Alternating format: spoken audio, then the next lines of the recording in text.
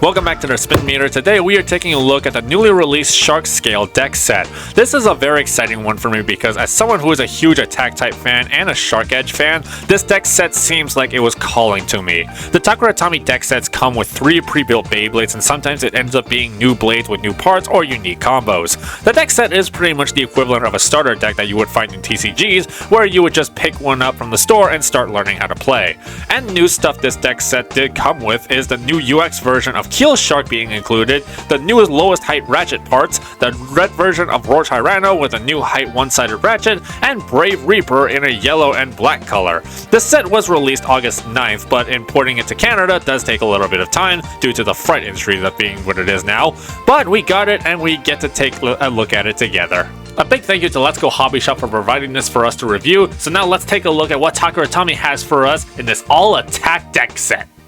So this deck set actually does come with a CX tool that you would find from Pegasus Blast. So I guess when it comes to having CXs included in a set, they got to have these included as well. So yeah, that's pretty cool. So the first one that we start with is Shark Scale. This is, like I said, the UX version of Keel Shark that is used by Mako Miyoden. They do talk about how Mako gets it in the manga, but there is an episode of the anime that is going to air soon, so I won't spoil anything for you here. Shark Scale's unique gimmick is the ability to perform very strong upper attacks from below. The shape of the blade looks pretty cool and definitely unique, with the center gear chip actually rising a bit up like an anthill or a geyser, when most blades are generally flat at the center. The blades are two-sided facing upwards to really give off the upper attacks. Generally, when we have upper attacks, they hit lower first, which causes a scoop knockoff or a ratchet snipe, so Shark is definitely really designed for that function. Other than that, it can be a strong attack type. My Shark Scale blade weighs 38 grams exact, so it is a pretty good attack blade that can generally deal a lot of damage. I've been seeing a lot of varying different kinds of weights online, but I guess I'm lucky that I got 38. My concern for the shape is really the imbalance. Since it's got varying weight distribution, it is probably going to run wild around the arena and become difficult to control. For the ratchet, we have a 450, which is a 4-sided ratchet at 50mm height, and it makes this the lowest height ratchet that we have ever gotten.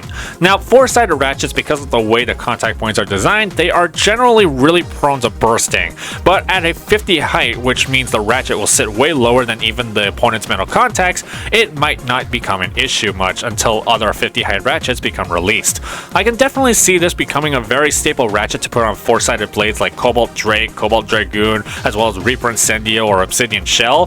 The color combination is pretty cool though. For the bit, we have another new one called Underflat. This is the flat variation of the Under series, where it is extremely low height, way lower than the regular flat and low flat. Like Under Needle, it's an extremely lower height than average, which gives the lower center of gravity. Since it's flat, it's able to extreme dash at an insane speed, and with the low height, it makes it more dangerous. Not to mention, this has incredible burst resistance too, so that definitely helps with the 450. Now, putting it all together, this Beyblade looks pretty good. It's definitely the lowest height Beyblade that I have seen so far in X, with the combination of a 50 height ratchet and the under flat bit. I really do like the color combination they did with this combo as well. I think that it really complements the entire blade nicely.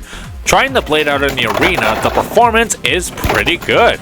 Yes, the stamina is a little bit, but when it goes on the extreme dash, the speed is so fast and Shark Scale hits like a truck.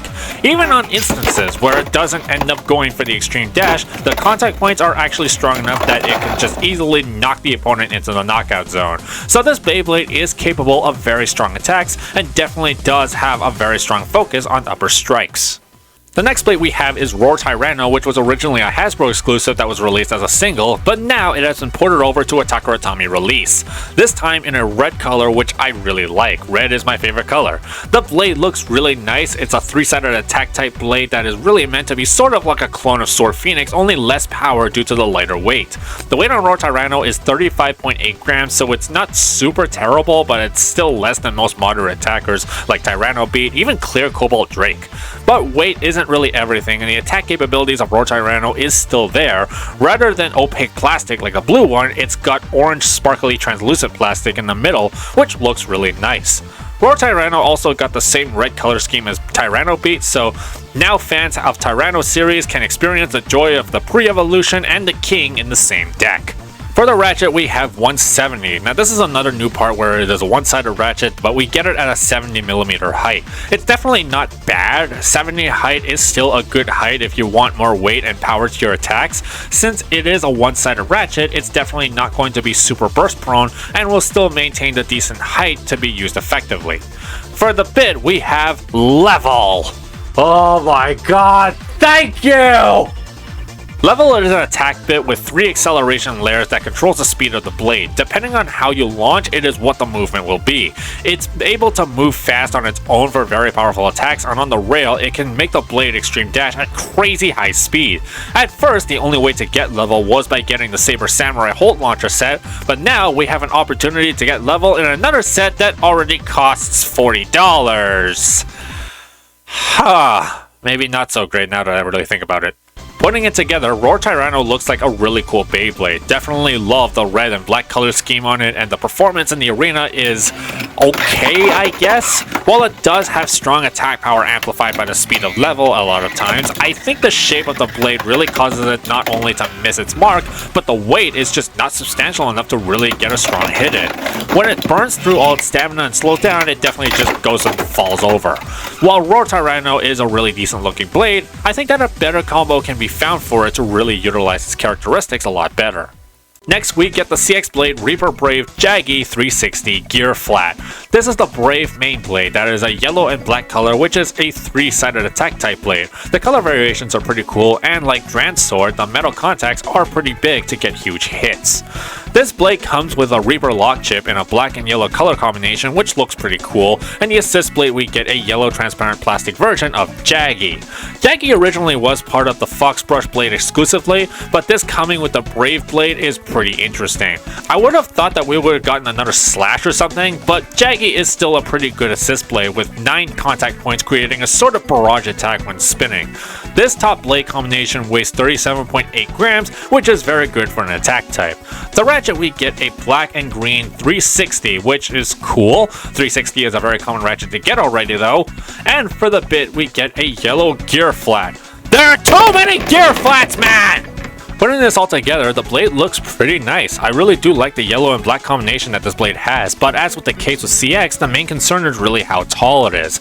Giving a 60 height ratchet with this to align with the 3 contact points of the Brave blade is pretty smart, since the height issue has been something plaguing CX for quite a while. Heck, Shark Scale on its 450 underflat combo would blow this thing right out of the water. And unfortunately, most regular non-CX blades that are on 60 height ratchets would.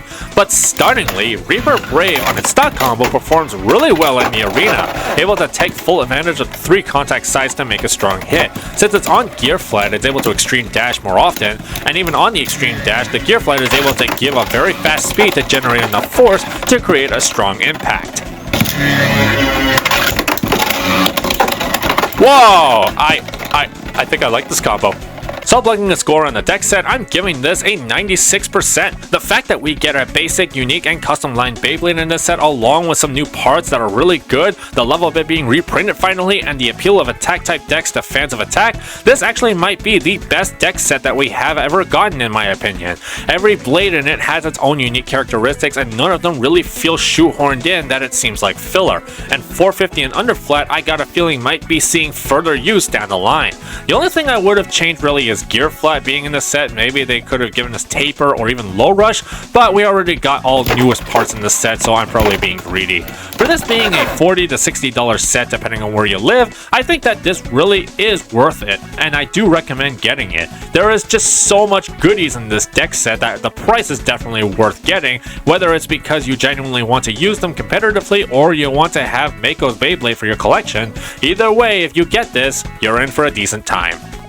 This is definitely one of the better deck sets that Takara Tomy has released so far. Even with the stock combos, if you get one of these, you're probably good to go to Beyblade. But let me know what you guys think about this deck set in the comments down below, and if you're going to be picking one up yourself. Also, thank you again to Let's Go Hobby Shop for providing this for us. And also, be sure to press the thumbs up and give us a subscribe for more awesome Beyblade content. You'll want to stick around because we're going to have a My Favorite Combo video next, and I guarantee you that next video is going to be a blast. I've been Haru Ren, and remember, keep being serious about having fun. Bye!